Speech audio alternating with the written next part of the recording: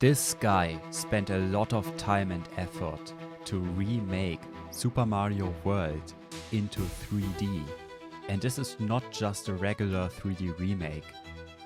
He spent a lot of time to remake all the assets and the levels faithfully.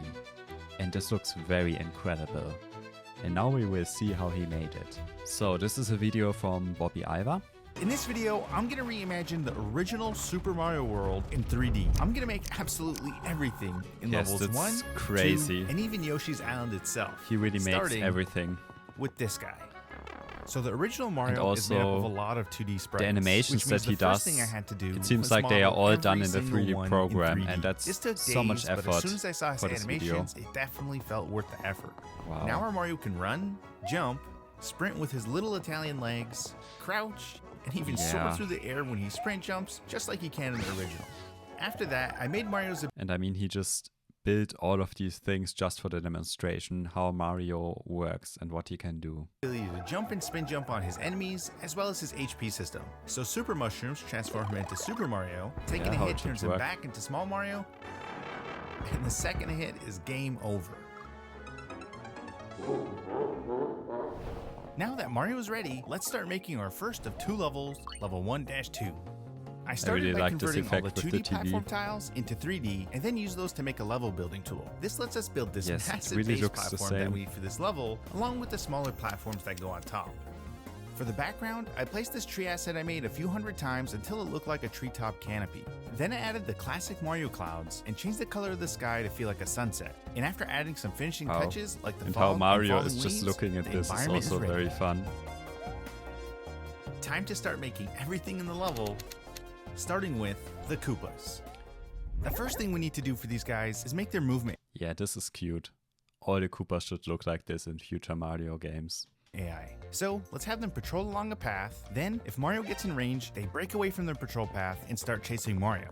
But if Mario gets far enough away from them, they'll stop. Shows how the AI of the Koopas actually works. Chasing Mario and organize themselves back into their patrol path. Unless they literally have 0 IQ and get stuck on everything. But that won't happen because I gave them the ability to traverse most platforms.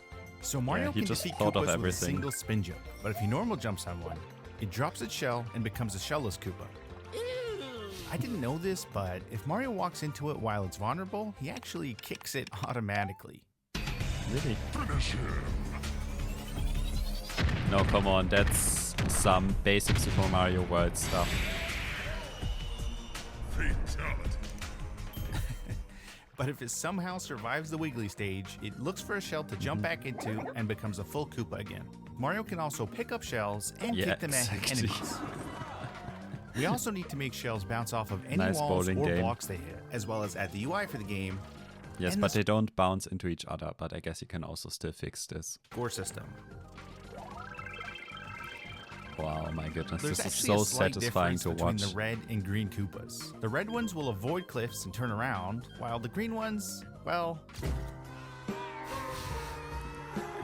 But this is very accurate. Alright, the Koopas are ready really and look great in the level. But there's one more problem. Since the Koopas immediately run at you the second you're in range, you never get an opportunity to get that perfect one-up with the shell like you can in the original. So to fix this... So I guess he just manipulated these specific Koopas that they don't get off the path. We're gonna have these Koopas ignore Mario until he jumps on one. Then they'll panic for a second before chasing Mario like normal. Now you'll always have a chance to get that nostalgic one-up. Alright, time to make Yoshi. Let's add another 30 Yoshi frames to the pile of models I already made. Exactly, that's how you do it. I'm getting faster at making these, but it still took me easily 10 hours. Maybe I should stop making these models 1 pixel at a time. But like I said before, the results are always worth it, you do especially it any after other coding way? Mario's ability to ride Yoshi, which looks amazing. Now it's time to add Yoshi's jump attack, which defeats most enemies in 1 hit. Yoshi also takes the first hit for Mario, but then he'll endlessly run away while crying until you manage to catch him. Most importantly though, jumping off Yoshi gives you an extra boost. So you can, and of course you can do very bad things to Yoshi because of that. And as God intended, sacrifice him to make those extra long jumps. No, I don't like that. I also coded Yoshi's tongue.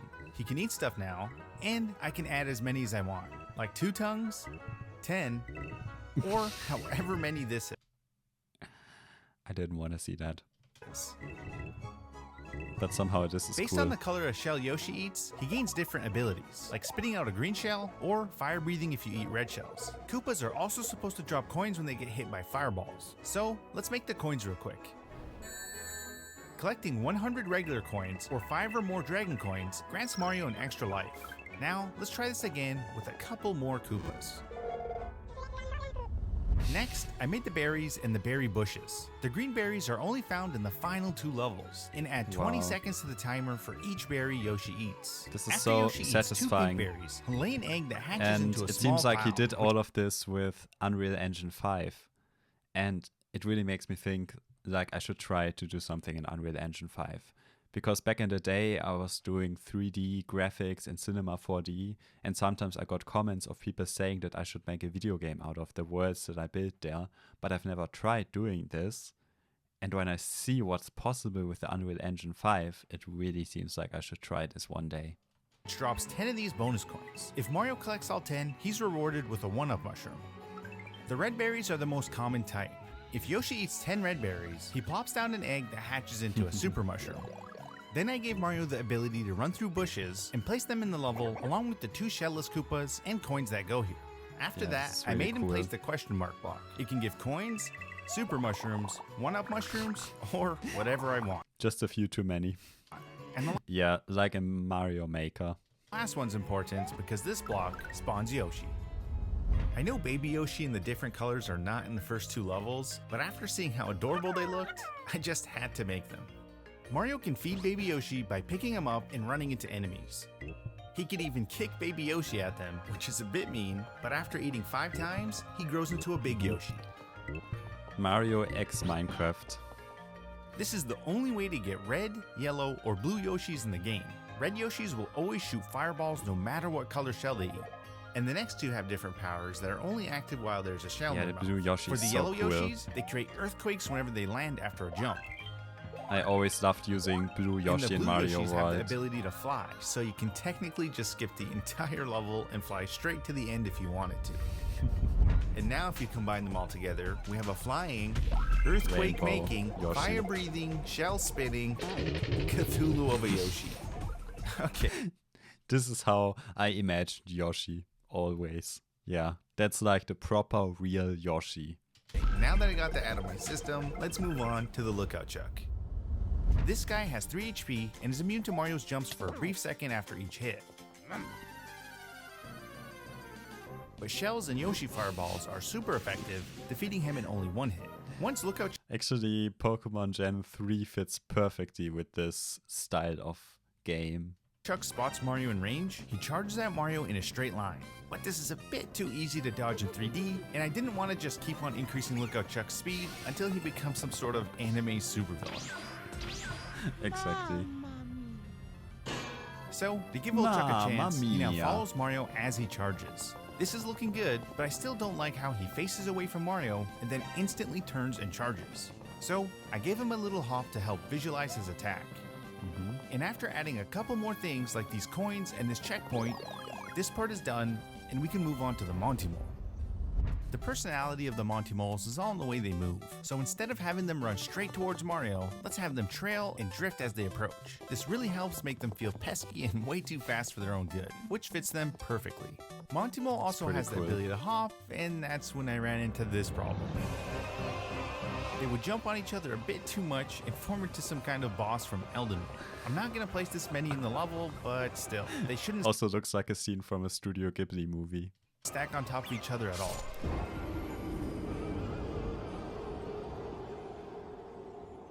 So, I gave them a separate, taller capsule collision that only blocks other Monty Moles, and that solved the problem. Yeah. Also, you don't just find Monty Moles out in the wild. They live in these dens that they spawn from whenever Mario gets too close. And after placing a reasonable amount of spawners in the level, I started reasonable amount, exactly. working on the spinning blocks. When Mario hits them, they either spin for a bit before returning back to normal, or they turn into empty blocks if they have anything in them, like these beanstalk ladders. On top of that, if they're empty and Super Mario spin jumps on them, they crumble. Now we can place the spin. Just imagine an open world Mario game with the sandbox style, but with these graphics and these mechanics. I would really like that. blocks in the level and have Mario shimmy his way up to the heavens, where the cloud blocks wait and he can collect some more coins. And after adding these coins and the dotted blocks, this section is completed and we can move on to the cave. So that we're all on the same page, here's what the original cave looks like. The game has such a timeless look, I really hope I could do it justice. I started by adding the cave textures and lighting. Then I made the green exit pipe and placed some rocks around the edges. After that I used the single pillar asset to make the background. I also placed some in the foreground to help frame the cave. Amazing. Yeah, this really matches to make the flying block, look. we just need to combine the question mark block with the wings that we already made. Then make them fly along a path, and most importantly, they need to lose their wings and turn into an empty block when hit. Seeing them fly around makes them feel like they're alive. So I thought it would be interesting to include them in the background as a... Oh my goodness, this is such an amazing idea, and this looks so good. Migrating colony of flying blocks. Now if you look closely enough, you can see them flying around. Next, I made the blue block. When Mario grabs one, he has 10 seconds to use it to hit a flying block before it crumbles. And with that, here's what the cave looks like with everything put together. I'm really happy with how it turned out, so let's Unreal Engine 5 is just so cool. Move on to the next section. The Piranha Plant. The Piranha Plant was a pretty easy one to make. The only thing it does is jump up when Mario is not in range. Pretty simple. That, and Mario takes no damage if he spin jumps on it or while he's on Yoshi. It's a shame we can just easily walk past it in 3D though. Maybe I can add a dragon coin to bait Mario into the Piranha Plant. Or I can turn the pipe into a Piranha Plant spawner. This way it's impossible to run past it without consequence. Or my personal favorite solution, I can give the Piranha Plant some piranha guns. Oh my goodness. Yeah. But I decided adding a whole row of them is probably the best. The new 3D Kaiser Mario world option. After all, it gets the job done, and I like seeing more piranha plants. Next up is the P-switch. When Mario jumps on it, we just need to turn on the... This also reminds me a lot of the Paper Mario game on Wii, where you had a 2D level and then you could just turn it into a 3D style, and it would look something like this. The regular coins into empty blocks for 10 seconds. And when the timer ends... Sorry, Mario. Goodbye. Let's place the P-switch between these spinning blocks. Exactly. Add the coins, along with the charging chuck and the exit gate that he guards. When Mario crosses the exit gate, the level ends and this iconic sequence plays. The only issue is, it's really complicated to remake perfectly in 3D. So, I'll save it for the end of the next level, which we're gonna make in a bit. That being said, we finished everything for this level, and we can move on to the next exciting challenge, Yoshi's Island. Yoshi's Island is at legendary levels of nostalgia, so I'm gonna try my absolute best to make it look proper in 3D. Let's start by making all the props. There are about 15 of them, and yeah, I guess it's not so difficult because yeah, you can just basically place all of them and then just have the right camera perspective and it would look very good already. I made sure to place them as accurately as possible to the original. Then I added the water, which turned out to be one of my favorite parts. After that, I placed the different types of foliage and added the moving elements like the clouds and chimney smoke from Yoshi's house, along with some VFX. Next, I added Mario's level selector and made the animations that play after beating level 2 and level 1, which we're gonna make in a moment. Very cool. What we need to do next is capture this view that we're looking at right now and project it onto this 3D plane. Add the background and space it out a bit to get this very important cast shadow. Then anchor a camera here for our perspective. And now, when we rotate the 3D plane, we get this really interesting illusion. Wow. Kind of like we're looking through a window. This is so cool. Or a portal into Yoshi's Island. Now we just need to add the text at the top along with Mario. In the original, this Mario reflects your current state. Big, small, or whatever power-up you have. But for some reason, the original doesn't show Mario riding Yoshi here, even though he's shown riding Yoshi on the map. I didn't want to perpetuate this discrimination, so I added all the different colors of Yoshi to the UI. That's cool. Also, did you know Luigi was a playable character in this game? Yes, I did. He was literally just... And when you finish the first castle with Luigi, it just says Mario finished the castle, even though it should say Luigi. But they fixed this in the GBA game. Mario sprite, but green. So, I'll just copy Mario over, make him objectively worse, and we have Luigi. Yeah, of course this is faithful to the original Super Mario World, but it would be cooler if you would use the Luigi from the GBA version of Mario World, but I guess then he has to remodel it, and he already said that he spent so much time on it, so I understand this. And now that we completed Yoshi's Island, let's move on to our next level, level 1-1. I remember this level being packed with so much fun things as a kid that I honestly can't wait to see how this turns out. I started by making this stylized fog and simple blue sky. Then added these polka dotted blue hills and pill clouds, along with some VFX like wind lines and god rays. You know, the usual. Alright, I can't wait to make all the new things in this level, so let's get started with the blue Shellless Koopa. The blue variant of the Shellless Koopa is the most powerful type. They're thicker and faster than the and they can kick the shell at you. Other types. On top of that, the blue Koopaling is the only enemy that has the ability to stop throwable objects like shells and kick them right back at Luigi. It's such a cool demonstration of it. What an absolute menace. But this does come at the cost of them not being able to... I guess this could already be a finished Mario playground and you just place enemies and play with them like this, and this would be a lot of fun to do. I think this could also be released. Jump back into their shells.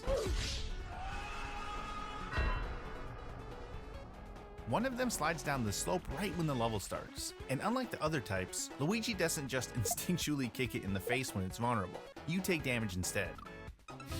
Foul creature. Let's add this dragon coin and move on to Rex. Rex is a pretty simple enemy. When Luigi jumps on one, it suffers tremendous brain damage, but gains the ability to run a bit faster. And the second hit puts the poor thing out of its misery. Also, if Luigi's feeling merciful, a single spin jump sends it to the afterlife. So let's add a couple of them here, along with the flying block that has one of my favorite power-ups in it, the Fire Flower. Let's go. For the Fire Flower, I started by creating its color palette for both Luigi and Mario. Then I made the Fireball model, along with its material and VFX. Oh my goodness, I thought it would be interesting to experiment with the Fireball's physics, but I didn't like how they would just slowly stop bouncing and eventually just roll on the ground. So I just kept it like the original. Also, Mario was only supposed to shoot fireballs out of his right hand, but instead, I made him switch his firing hand with each shot and made this seamlessly blend with all of Mario's running and jumping animations. The other thing is, when Fire Mario spin jumps, he shoots 2 fireballs, but this feels a little bit lackluster in 3D. So that's like 10. I coded it to easily shoot any amount of fireballs we want, like 10, 100, or as much as my computer can handle. Exactly. Goodbye, as fun as it is to see Mario shoot fireballs as much as his little Italian heart desires, it's probably best that we cap the max amount of fireballs alive at once to 8. Oh, and I forgot to mention, extra power-ups are stored up here in the item slot and are dropped down whenever you want or automatically when damage is taken. Next, I added these green pipes, some more dino dudes, and a few more that run around these slanted platforms to fill the space better, and another dragon coin. This next part of the level has some piranha plants, as well as this cheeky mushroom that pops out of this bush whenever Luigi walks too close.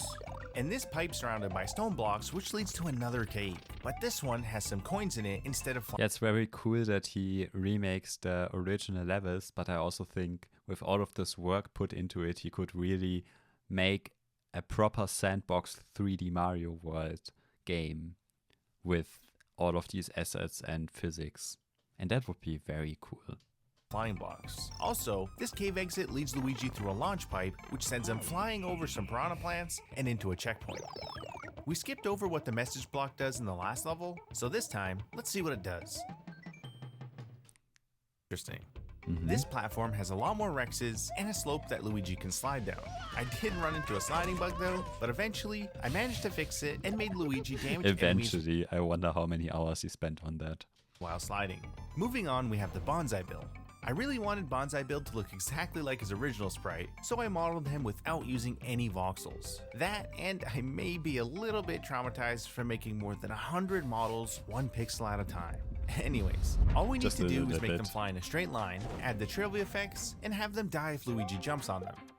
Now here comes the challenging part with the Bonsai Bills. How do we spawn them into the level? We know that he spawns off screen in the original. The problem is, in 3D, we can see what's ahead of us, so they can't just spawn out of thin air. Originally, I thought the only way to solve this problem was to add cannons, but there's a couple of problems. One cannon is way too easy to walk past, and a whole row takes up way too much space. So I tried making Bonsai Bills follow Luigi so they can provide more of a challenge, and I wouldn't need to place as many cannons. But ultimately, I still don't like how I'm adding any cannons at all when they're not in the level in the original. So, here's my final solution. Now they spawn from underneath the fog and curve onto the level. I really like how this turned out. So also, this gives you the kind of feeling you're on top of a mountain walking over the level. The rest of the Bonsai Bills throughout the level, like at the start, and this bit near the end. Next, I added the rest of this section, where Luigi can get this one up if he's fast enough by running ahead and catching it before it falls into this pit. And after building out more of the level, like this spot here and this section, we have the clapping Chuck. Yes. This version of Chuck doesn't charge Luigi the moment he's in range. Instead, he tries his best to mirror Luigi's jumps in an attempt to block him from passing. This looks great, but once again, we can just walk right past him in 3D. Go. So, I gave our boy the ability to strafe along a path while still trying to get in between Luigi and the exit gate. And if Luigi manages to jump on his head, he forgets all of that and starts charging again. Exactly. Alright, thanks for watching. Wow. This is so cool. Yeah, that's very impressive. Make sure to check out his video, and that's really why I love fan projects, because they can do so many things that Nintendo just won't do, and I just love it.